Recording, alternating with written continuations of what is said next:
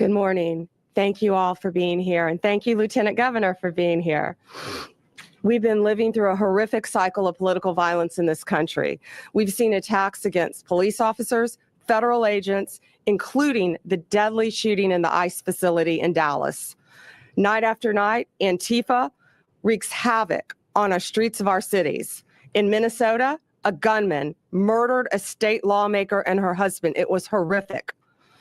An anti-Semitic lunatic tried to burn down Governor Shapiro's house while he was in it with his wife and young children. This week, authorities arrested a man outside a Catholic church in Washington, D.C., with hundreds of explosive devices. And on September 10th, our nation stopped in its tracks with the assassination of Charlie Kirk. We miss him dearly. Unfortunately, I'm here today to talk about similar threats that were made against Benny Johnson and his wife, Kate. Benny's a well-known media personality carrying a message very similar to Charlie's, grounded largely in faith and love of country. Just days after Charlie's assassination, Benny received a letter at his home where he and Kate are raising their beautiful, beautiful young family.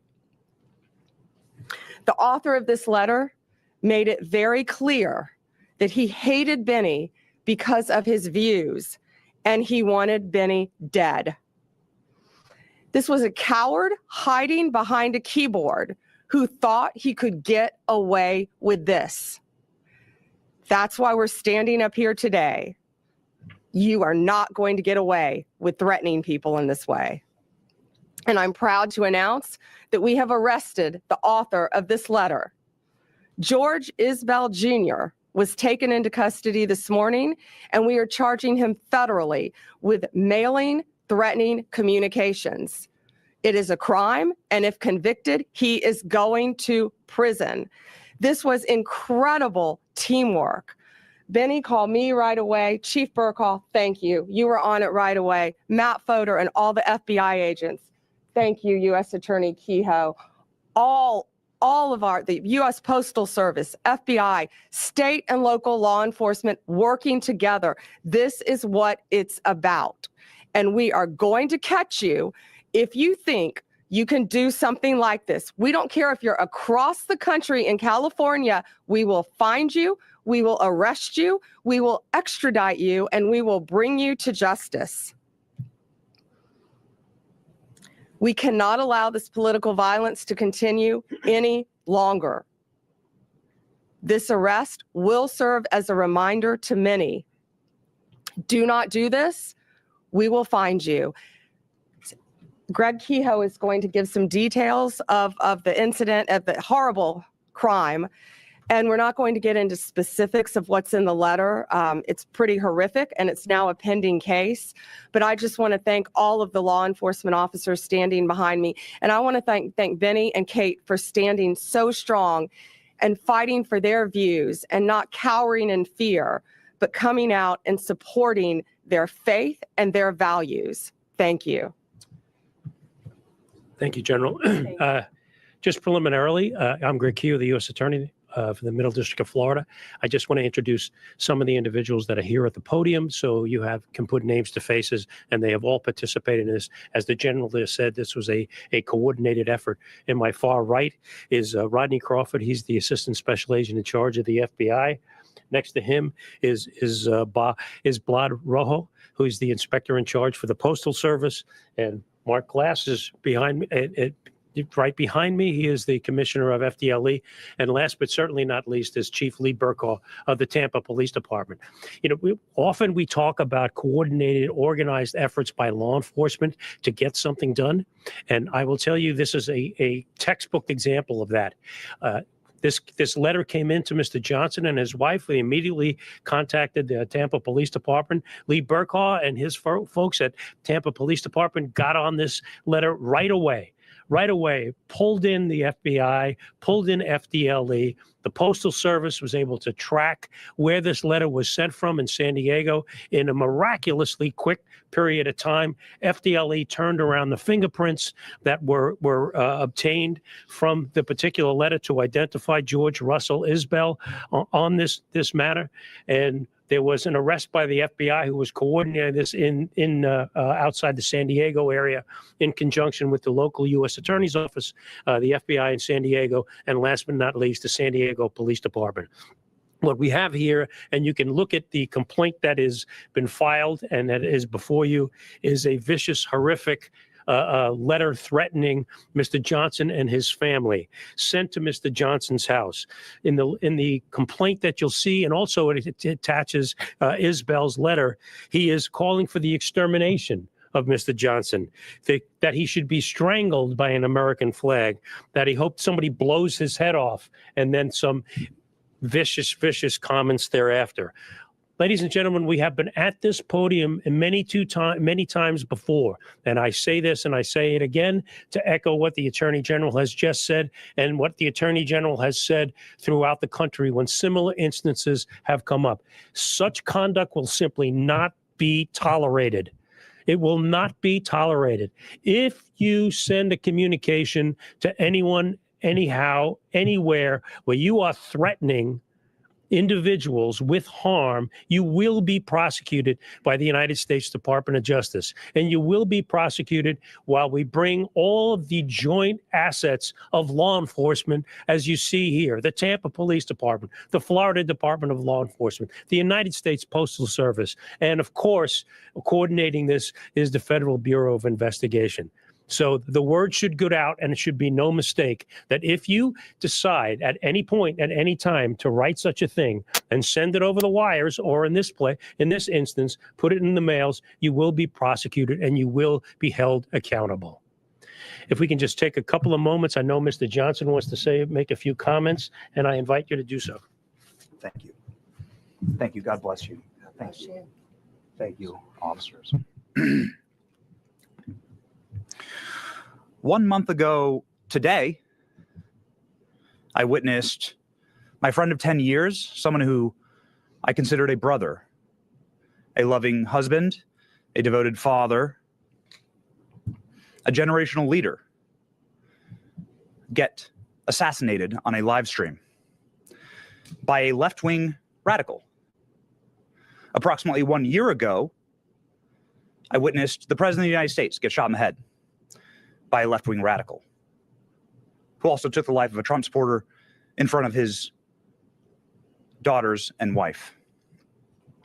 2 months ago, Christian children kneeling and praying in a church were slaughtered by a left-wing extremist. And 2 weeks ago, federal law enforcement was shot at multiple sniper rounds in a federal facility by a left-wing extremist. If it's happening every single week, is it that extreme? Or has the Democrat Party mainstreamed violence as a political tool? The individual who wrote me described why he wanted me dead. I was a white, cis, Christian Trump supporter. They described in great detail how I would be killed in an open field, just like Charlie, how much blood would come out of my head and neck when it was blown off. This individual described orphaning my 4 beautiful children and widowing my wife with great joy.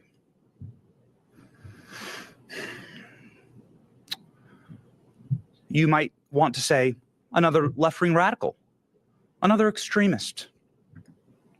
And to that, I would like to direct your attention to the state of Virginia, where Democrats have nominated and are about to vote for the chief law enforcement officer in that state, a man who has done the exact same thing,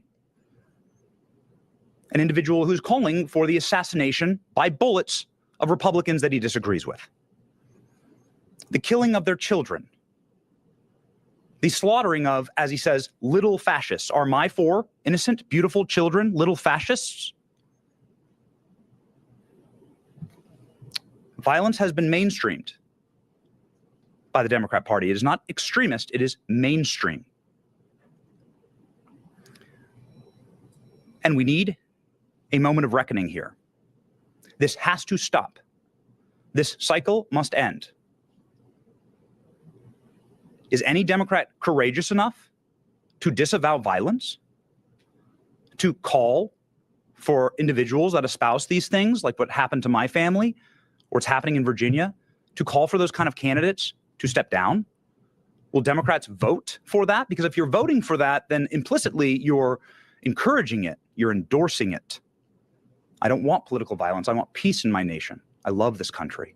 I want to be able to debate like Charlie did. I want to be able to raise my family in peace. That is our birthright.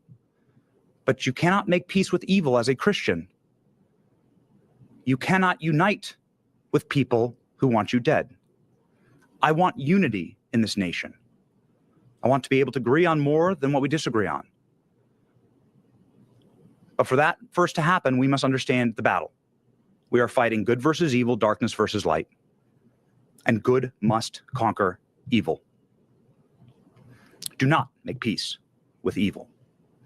To that end, and in conclusion, I would like to thank federal law enforcement, Pam Bondi, Kash Patel, Dan Bongino, the FBI, the DOJ, the Tampa Police Department, the detectives here, with absolute pinpoint accuracy, professionalism, courtesy, swift and tact. They were able to act instantly in order to make sure that my family was safe, potentially to preserve the lives of my children. And they're doing that for families all around the country in many different ways.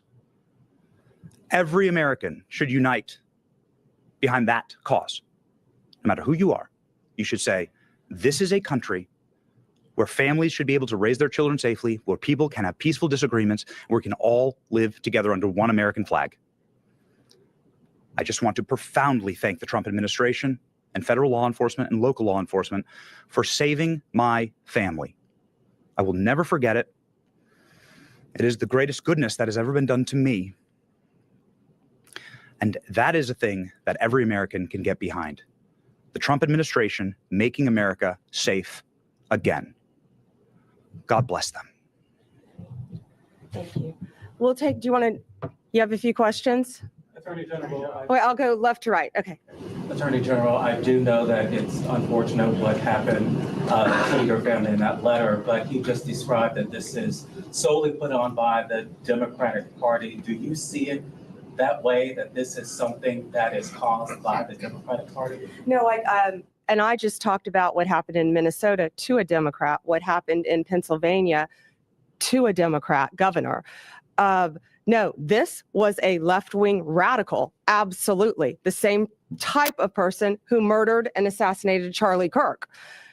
That's what we're talking about here today. But it doesn't matter who you are. If you commit an act of violence, a written threat through the mail, we are going to find you. These men behind me are going to hunt you down and find you. This guy thought he got away with this, and he thought he could hurt Benny and his family, and it's not going to happen. We have open cases, other open cases all over this country, and we're going to find you. Any other question? Yes, hey. Attorney General, Sure. I have a couple questions. One is just about the case itself. Does this fellow, was he found to have any means of carrying it out, and did he have firearms available to him? This is an ongoing investigation. That the man is in custody. I will defer that question until the appropriate time, because it is still very much under investigation and following all the leads that we possibly can. And that's a very good question. I wanted to ask also, Attorney Sure. General, just during Charlie Kirk's funeral, the president said, I disagree with Charlie. I hate my opponent. I don't want the best for them. Would you encourage the president, just given what we're talking about here and the seriousness and how people take every word and use it to reinforce their preconceived notions about people. Someone crazy could act on words like that. Would you encourage the president to not say things like The that? president said nothing about violence, absolutely nothing. And that was in response, I believe, to amazing Erica Kirk talking about her forgiveness. And he was saying how brave and bold she was and how difficult it is to forgive the person who assassinated. No, I'm not worried about that because that was not said. That was not said. No act of violence was said. If anyone is sending a threatening communication through the mail, like they did to Benny Johnson, we're going to find them and we're going to prosecute them. It doesn't matter what side of the aisle you're on. Thank you all. Have a great weekend. Thank you.